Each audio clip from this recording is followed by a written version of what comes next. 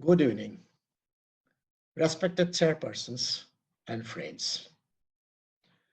I am thankful to the organizers for giving me this opportunity to present my works on infection control in burn unit, the role of nurses and other burn care personnel. I will be talking on infection control in burn unit, role of nurses and other burn care personnel.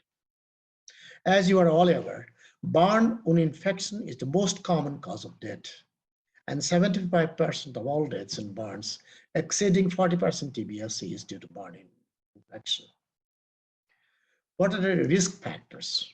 Burns exceeding 30% TBSC. If the depth of burn is more, invasive devices used, prolonged opponents, extremes of ages, indiscriminate use of systemic antibiotics, and of course the comorbidities. What are the common causes of burn wound infection? If the first stage is improper, if there is improper handling of the burn wounds by the burn care personnel, if there is environmental factors like congested rooms and overcrowding of people, and patient factors like poor nutrition, immune compromised patient, and associated morbid condition. What are types of burn wound infection? Burn wound cellulitis is there when there is inflammation of the non-burn area around the burn tissues. Invasive infection is one where it is rapid discoloration of the scars, separation of scars, there is thrombosed veins, and systemic effect. Burn wound impetigo is one where there is loss of epithelium from previously re-epithelialized tissues. An open burn related surgical infection is one where this excised tissue gets infected. And fungal infection occurs in long-standing cases, especially those getting long duration of antibiotic therapy. What are the sequelae of burn infection? There is always delayed wound healing, increased use of broad-spectrum antibiotics are required, increases the number of operative procedures, increase the number of hospital days, and consequently increase the cost of treatment. What are the role of antibiotics in burns? Burn wounds are sterile to start with. Infection burn wound is mostly nosocomial infection, which can be prevented by strict aseptic measures. Hence, there is no role of prophylactic antibiotics in burns. However, there is always this indiscriminate use of antibiotics which leads to bacterial resistance. Hence, it is always better to avoid antibiotics unless there is evidence of infection. Now, having known this theoretical background, let us see a study which was undertaken in the burn unit of NEMCARE Hospital, Guwahati, where we tried to find out the role of burn care personnel in prevention of burn infection. Now, burn unit of NEMCARE Hospital in 2014 was a small one, 5-bedded unit, where there is limited number of doctors and nursing staff. The management protocol was fluid therapy was done, prophylactic antibiotics we had to use in the early period. Burn wound dressings were done with 1% silver sulfate with collagen cream, and burn wound covers were used in selected cases. Early excision skin grafting was done in some of the full thickness burns. Hand gloves, masks were used during dressing, but no change of personal dresses. One attendant was allowed with each patient. As there was no dressing room, we had to do dressing in the bedside itself. And hence there are a lot of problems in the early period. There's infrastructures are not adequate, rooms are congested, there is inadequate trained manpower and unrestricted visitors, leading to high infection rate, high mortality and morbidity. The burn unit was, however, renovated in 2017. We increased the bed to 10, and there's increased number of staff, and of course the staffs were trained. Now, there are a separate dressing room with shower facilities and improved ICU care. Best practices for infection control is usually hand washing, wearing a face mask and gloves, and of course, daily cleaning of the bed, trolleys, mattresses, etc. Dressing metals were patient-specific. Fumigation rewards were done regularly. Use of new barn covers and early excision grafting almost routinely. No one was allowed inside the barn without change of dress. No attendance in the wards.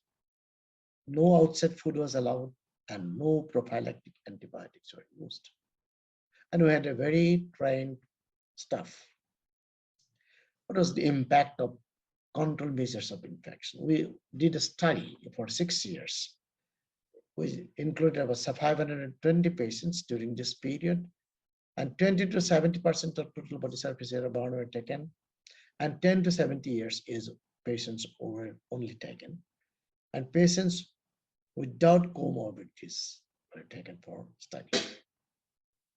The period of study was divided into 2 blocks. Block A first 3 years before innovation, and Block B after innovation next 3 years.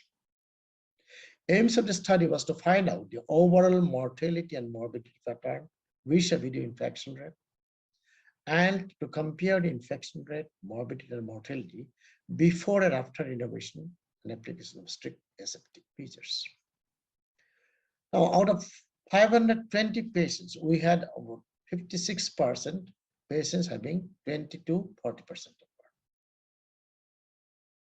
Their infection rate was 58% overall infection rate, and Acinetobacter, Pseudomonas, and Klebsiella dominated organisms. So the gram-negative organisms are dominating, and then gram-positive are very few, and Candida were very few.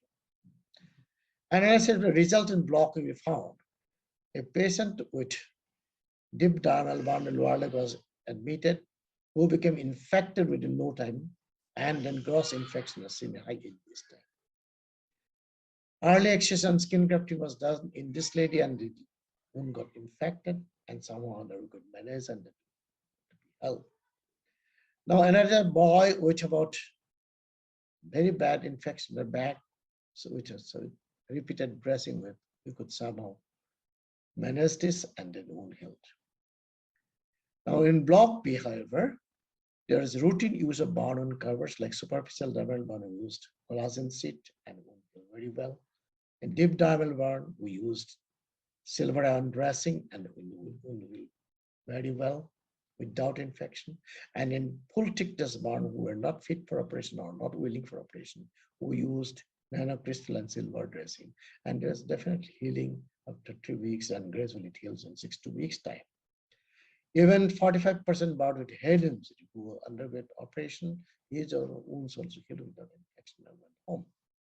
Early excision skin grafting patients, we found that the wounds healed without infection. And in a boy with 45% burn, early excision was done.